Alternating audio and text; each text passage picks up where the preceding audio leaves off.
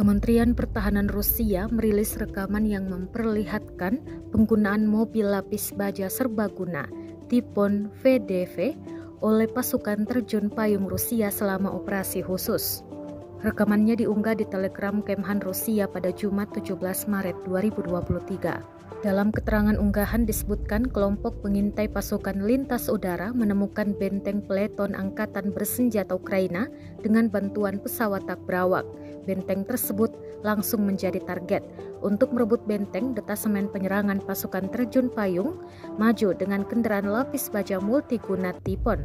Mendekati jarak dekat minimum ke posisi angkatan bersenjata Ukraina, pasukan terjun payung menekan titik tembak formasi Ukraina dengan tembakan dari meriam otomatis 30 mm. Mengikuti dari mobil lapis baja, sebuah detasemen penyerangan infanteri bersayap mendarat dan menyerang posisi pasukan Ukraina.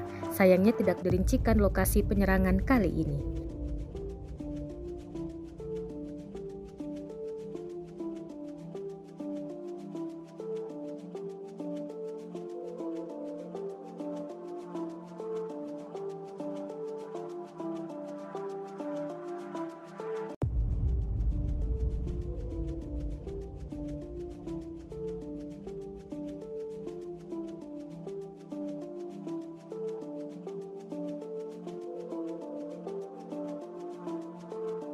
Terima kasih sudah nonton.